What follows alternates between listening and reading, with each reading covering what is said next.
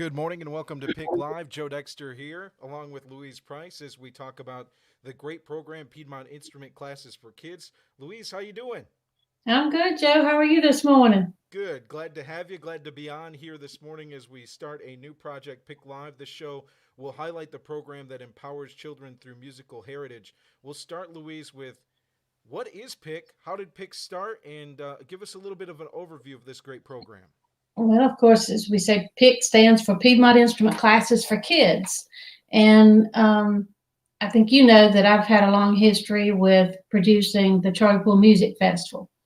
And in doing that through the years, we did music for 10 years, just a wonderful concert. And then after the 10th year, we added competition. And in doing the competition, we attracted a lot of young kids.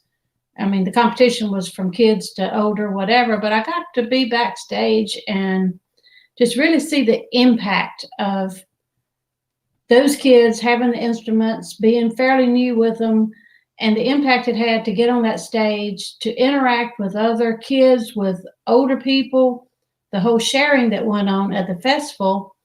And it had impact to the point that I saw these kids go on to pursue the music, both university level, professionally. A lot of them are earning their living doing this now. And at the same time, I also encountered really the person who inspired me, a lady named Helen White. And she performed at the festival alongside Wayne Henderson. Many of you may know, an incredible guitarist, but Helen was a wonderful fiddle player.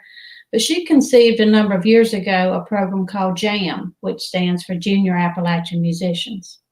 And it has just been tremendously successful. It teaches kids how to play traditional instruments, and it's mostly up in the mountain counties. And it teaches them also the culture, mountain music, so forth. So I knew I wanted to do something like that because knowing the rich heritage we have here through Charlie Pool. And if you don't know who Charlie Poole was, please go Google it, and you'll find page after page after page of who Charlie Poole was. That's how important he was. But he lived here amongst us back in the 20s, worked at spray cotton mills, but really was a foundational musician for the development of American music. But so Helen inspired me. Jam was successful. To me, we needed a way to teach how important the Piedmont was to the development of American music through people like Charlie Poole, especially through Charlie Poole. And to me, it was obscene that you could learn how to play band instruments. I'm all for that. That's a wonderful thing. But you couldn't learn to play traditional instruments that we are known for unless grandpa taught you or, grandma. So we needed these classes. So a couple years ago, I said, I'm tired of dreaming about this. Let's do it. So went out. One thing I say is I'm a good beggar. So I went out looking for the funds and was delighted that we received funding from the Reedsville Area Foundation and from Home Trust Bank. And through the help of the Rockingham County Education Foundation helping me coordinate all of this, and the Arts Council, which has just been kind of a group project. And we got it off the ground, started off, of course, with after-school in-person music classes at Leedsville Spray Elementary with the plans to take it everywhere possible that we can find money for. But then, of course, the world shut down, as we well know. So we're now online teaching these classes virtual through Zoom, and it's working. These kids are doing so good. I'm so proud of them. They're resilient, and so we're teaching these kids how to play banjo, fiddle, and guitar, and creating a new generation. Joe Dexter and Louise Price here on Pick Live, the first episode as we discuss the Pick program, Piedmont Instrument Classes for Kids, and how it was conceived. Man, when I joined on, one of the great things was you talked about the kids and their interaction. When some of the stories you've told me, and I know it's touched your heart too, tell us a little bit about what some of these kids go through. Oh, and that's another thing that really brings to mind how important this program is. A lot of the kids I've seen probably wouldn't have had this opportunity otherwise. Just because, and not anything distracting from their families. The families, I think I told you right before we started, I spent all day yesterday on the phone talking to P.I.C. families to tell them about the upcoming news about tomorrow that we'll get to. But I mean, it was everything from death in the family to sickness to overworked, underpaid. I mean, life is just complicated these days. And to take a little while, give these kids, a few minutes to focus on something that's important to them. And the kids was just so excited, and playing these instruments is hard, but they are dedicated. They practice when they're able to, with life getting in the way. But it's just seeing the joy in their faces. And I've told you before, the very first online class we held, the banjo teacher asked the kids, said, "Tell me why you want to do this." And one young man said, "It brings me peace." As I said, that's all I need. Just one kid to find some peace. That's good. That's good. Absolutely right. And you can find out more about our program, pickprogram.org. That's pickprogram.org. As you can see, the mission is to empower children through musical heritage. And one thing, even me, I'm here in Rockingham County for several years now, but you don't realize necessarily the historical part of music here. Not everybody does. A lot of people do, but there are some that don't. Can you explain it a little bit about Charlie Poole, a little bit more, and just the sound that we are trying to help bring music to these kids with? Well, exactly, and don't feel bad, Joe. There are a lot of natives that don't know about this rich history that we do have through Charlie Poole. For those that don't know, Charlie lived here back in the 20s. He worked in the cotton mills, just like just about everybody did at that point in time. But Charlie had a really special talent. He could play a banjo really well, could sing really well, very unique voice. This was at a time when, well, first let me just say that Charlie also had enough chutzpah that he was illiterate. He went to work in the mills as a child, so he didn't get a chance to go to school. So he was illiterate, but he had enough bravery that he decided one day that, I'm going to go make a record. So he and his two bandmates hauled off to New York. Just think about it. They couldn't read the road signs to get to New York. Find Columbia Studios, knock on the door and say, "We're here to record." I mean, what? Seriously. So he had to be quite the character. Not only did he record, but his first recording, and it was a tune called "Don't Let Your Deal Go Down Blues." This was a time when the South had like 6,000 record players. He sold 102,000 copies of that record. A hit back then was like, 5,000, 10,000. He sold 102,000. So he was like Elvis of the 20s. And if you just listen to his music, and I'll reference the artwork you see behind me. This is the cover art from a box set that was done by Sony, and the producer, Hank Zapasnik, did a beautiful job with this box set of kind of juxtaposing the music that came before Charlie Poole with Charlie Poole, and then the music that came after Charlie Poole. And you really see the difference that Charlie made in the sound of American music. It transformed it. To me, he's foundational, not just for country music, which he's credited with, and bluegrass music, but I hear the beginnings of rock and roll.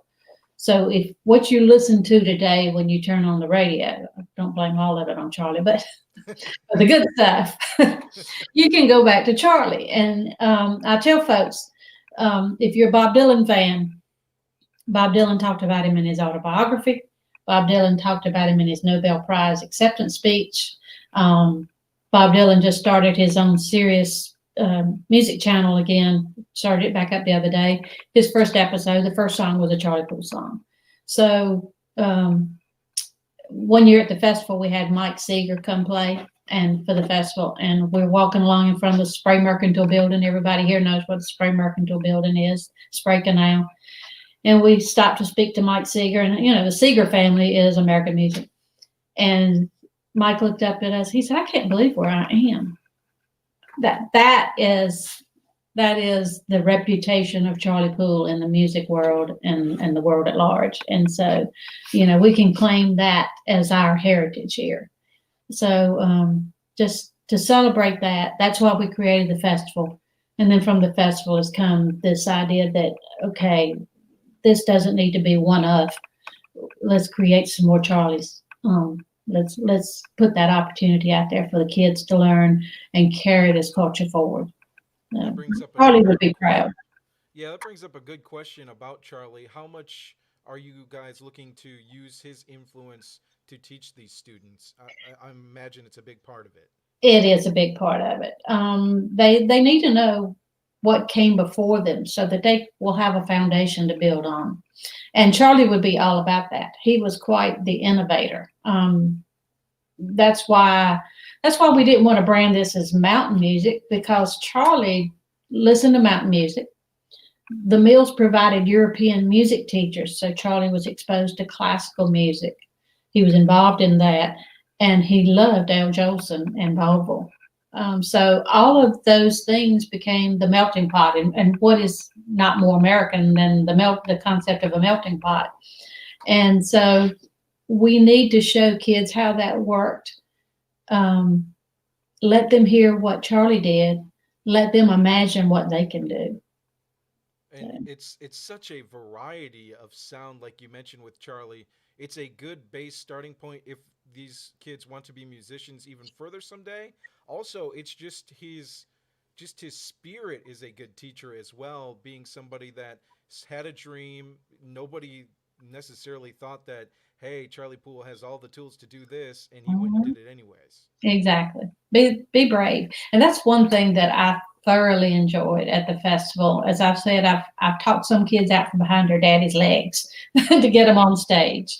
And that's one thing that kind of broke my heart a little bit when we had to shut down for the virus. We were 2 days away from the P.I.C.K kids' first public performance.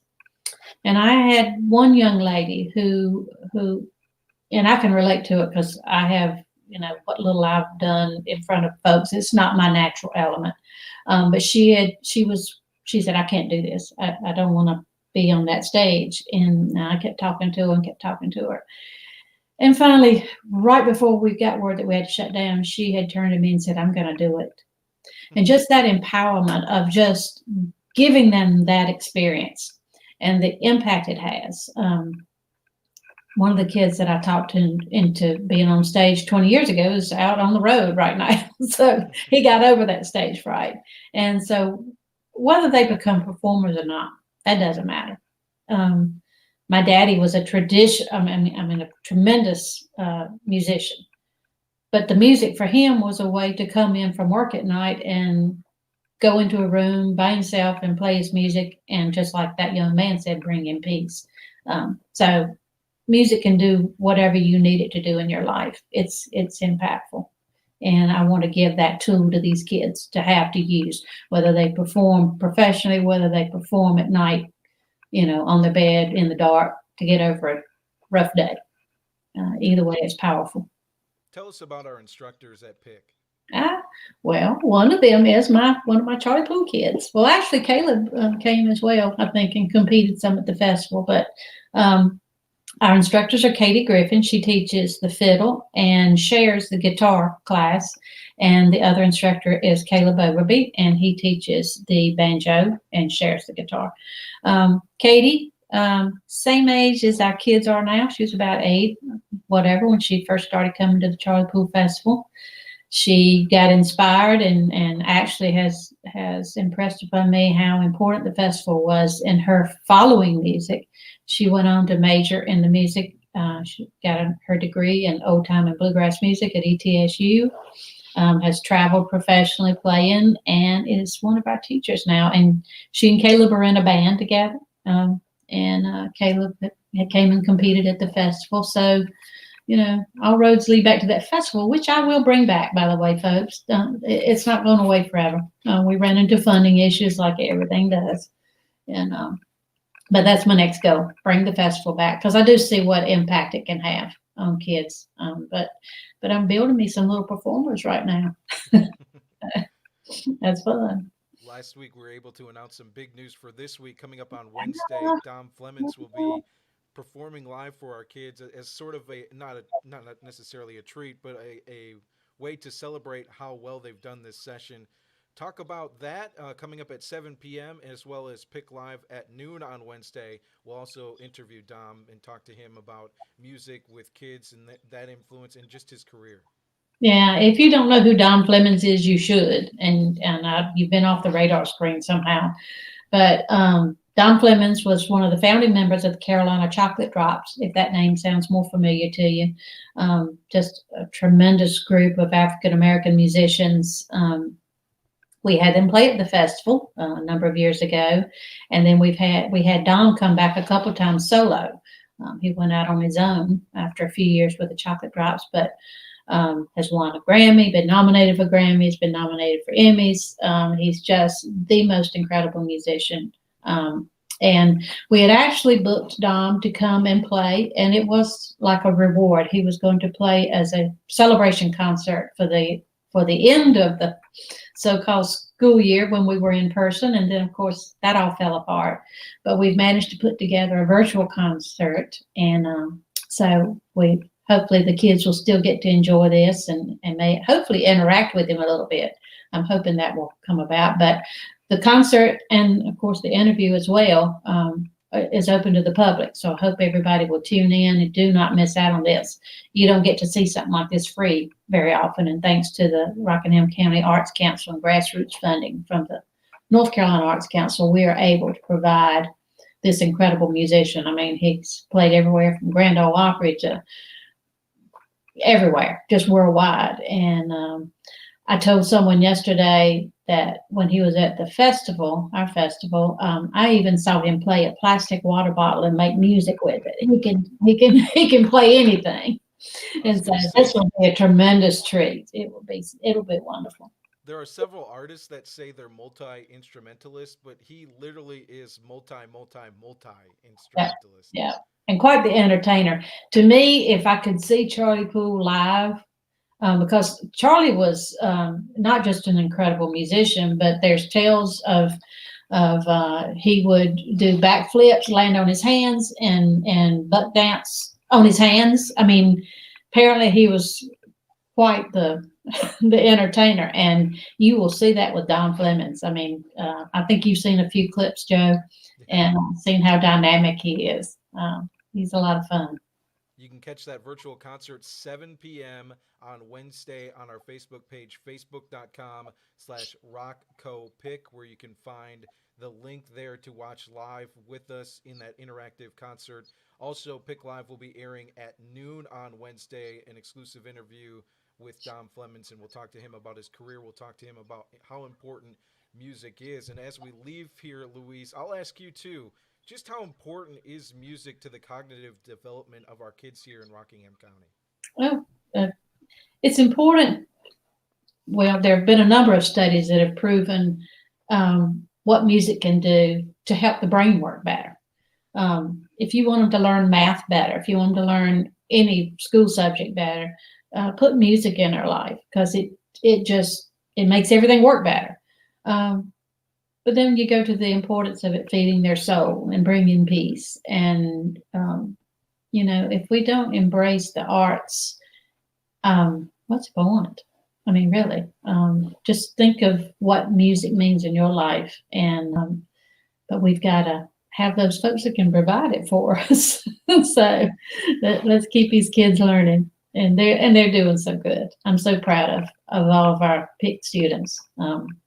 They're persevering in the midst of some difficult times. And as I said, I would hate to, I never wanted to live through a historic time here we are, and but we've got to make the best of it we can. And to think that these kids are at this age and dealing with it, but they are dealing with it, and they're doing a good job. They really are. Proud of them. She's Louise Price. She is the Executive Director of Piedmont Folk Legacies and the Program Director of Piedmont Instrument Classes for Kids. Louise, glad to have you on. Glad to learn more about the program. Looking forward to tomorrow. Thank you, Joe. Thank you for getting all this set up and dealing with all of our technical issues. Tomorrow is going to be a special day, so I hope everybody will tune in. You can learn more on our Facebook page, facebook.com/rockcopic, or on our website where you can learn more about this program at pickprogram.org. Have a great day, everybody.